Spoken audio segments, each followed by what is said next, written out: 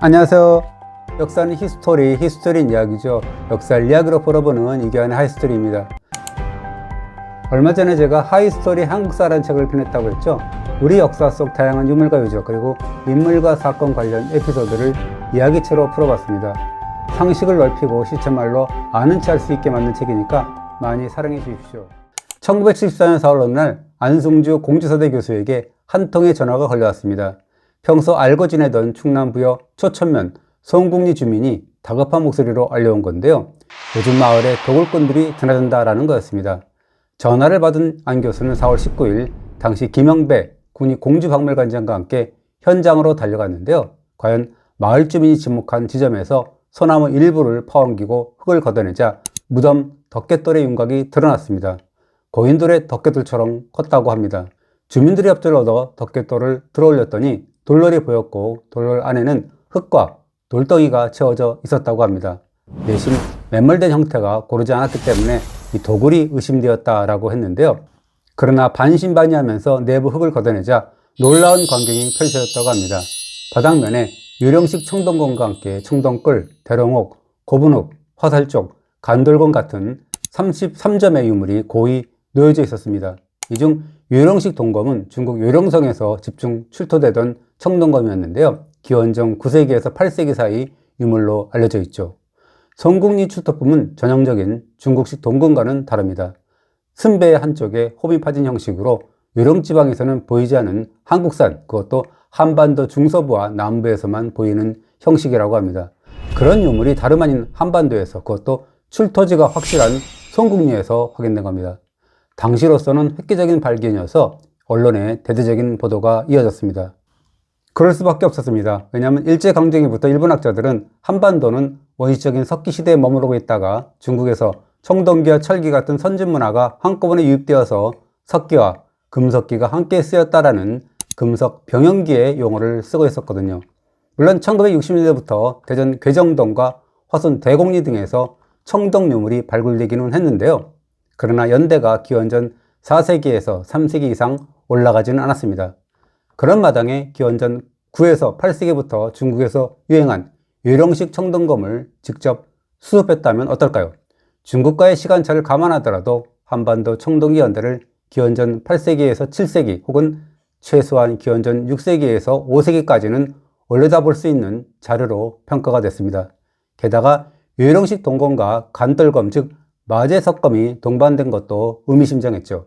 일본 학자들은 초기 철기 시대부터 한반도와 일본 열도에서 유행한 한국식 동검 즉 세형동검의 경우 간돌검을 모방 제작한 것으로 주장해왔는데요. 그렇다면 한국식 동검의 연대는 기껏해야 기원전 4에서 3세기 이상 올라갈 수는 없는 거죠. 그런데 간돌검이 그런 한국식 동검 즉 세형동검의 연대보다 최소한 200년에서 300년 이상 앞선 요령식 동검과 함께 출토된 겁니다. 일본학계의 주장이 허언이었음이 입증된 거죠. 그리고 1년 뒤인 1975년부터 국립중앙박물관이 송국리 정식 발굴에 나섰는데요.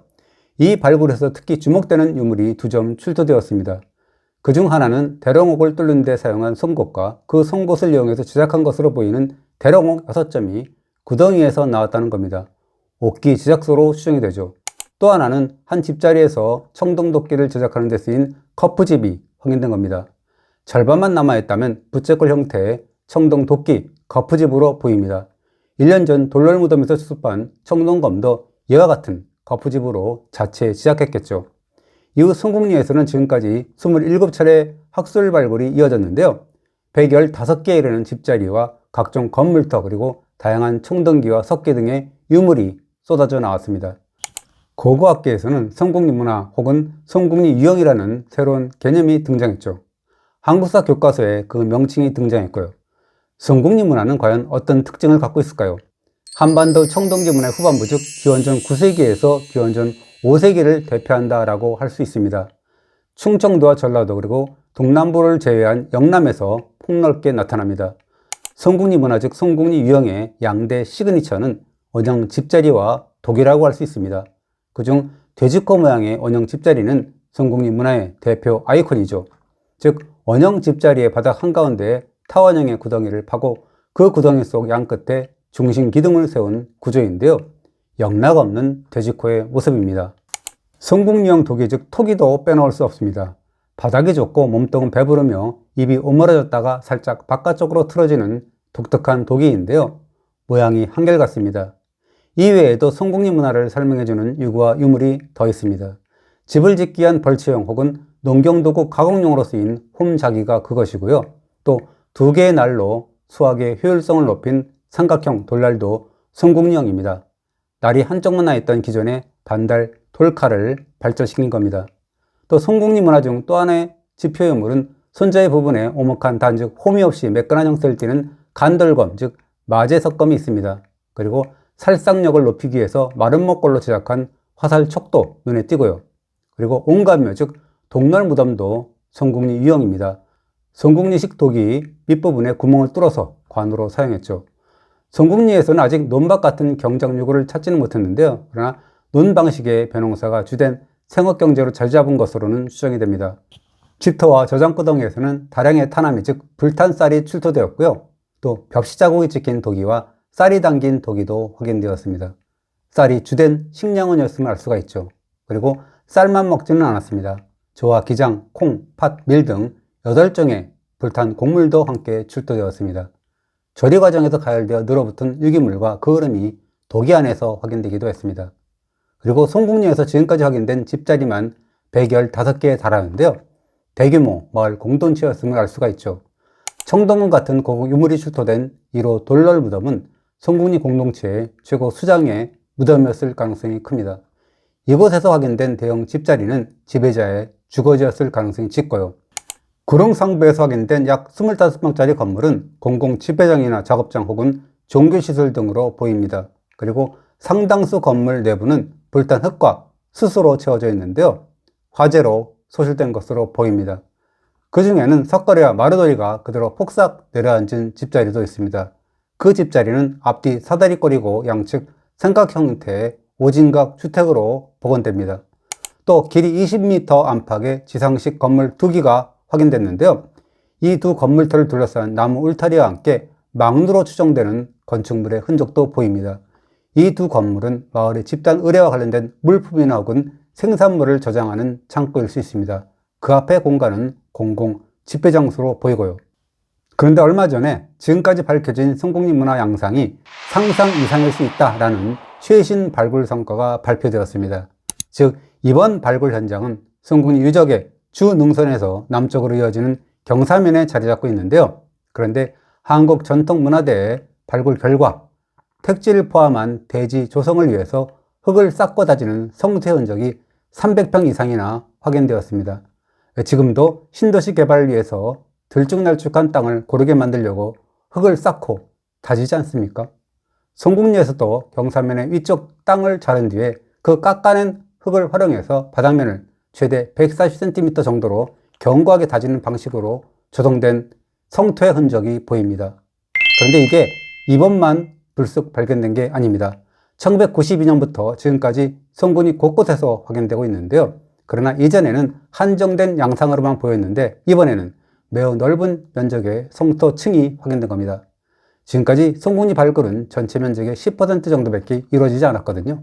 추후 발굴 조사에서 이와 같은 대지 조성용 성토층이 얼마나 더 확인될지 가늠하기 어렵습니다. 그리고 이뿐이 아닌데요. 이번 발굴에서 또 한 번 수수께끼 같은 유구가 드러났습니다.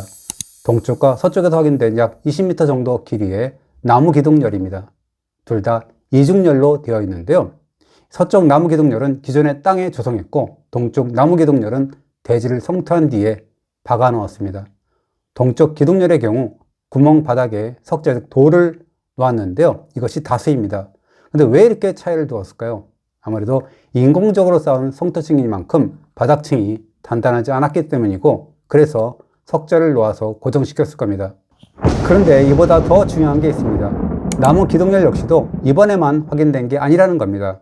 역시 1992년 구체 발굴 때부터 지금까지 송국리 유적 전체에서 계속 모습을 드러내고 있습니다.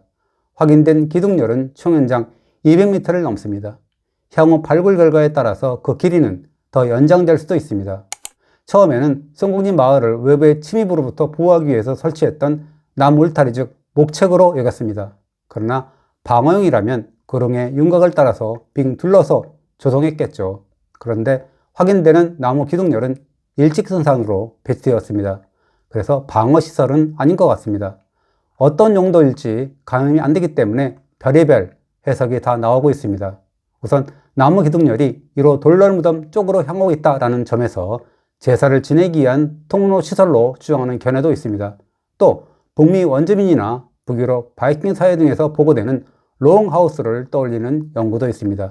롱하우스는 평면이 옆으로 100m 이상이고 넓은 복도가 있으며 칸을 막아서 가구당 거실로 쓰는 주거 형태라고 할 수 있는데요. 그 중에는 가구 수가 60가구에 이르는 것도 있다고 합니다.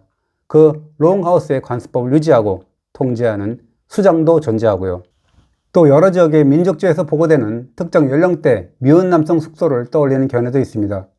성의식을 앞두거나 아니면 공동체 행사에 참여하는 청소년을 위한 합숙 교육 시설 등으로도 볼 수 있다는 겁니다. 그러나 모두 해석의 폭을 넓히기 위한 추론에 불과합니다. 지금까지 올해 발굴 50주년을 맞이한 성국리 유적을 살펴보았는데요. 성국리형 주거지와 도기 등 한반도 청동기 시대를 대표하는 유적 혹은 문화로만 알려져 왔죠. 그러나 살펴보니 어떤가요? 성국리를 그렇게 단순한 의미로만 해석하기 어려운 것 같죠. 2900년 혹은 2400년 전 성국리는 대규모 택지개발 계획에 따라 조성된 마을 혹은 청동기 시대판 도시 유적이었을 가능성도 있다라는 생각도 듭니다. 저는 얼마 전 부여 성국리 유적 현장에 가봤는데요. 그러나 전시관의 문은 닫혀 있었고요. 구릉리 유적은 재현된 지 며칠 등만 덩그러니 보였을 뿐 너무도 휑한 모습이었습니다. 청동검이 출토된 1호 돌널무덤 등의 광경도 다르지 않았고요. 그래도 부여함은 한 번쯤 둘러봐야 할 유적으로는 꾸밀 수 없을까요? 한반도 청동기 시대를 대표하는 유적인데요. 안타깝다는 생각이 들었습니다. 오늘도 잘 보셨다면 구독 눌러주시고요. 좋아요도 부탁합니다. 감사합니다.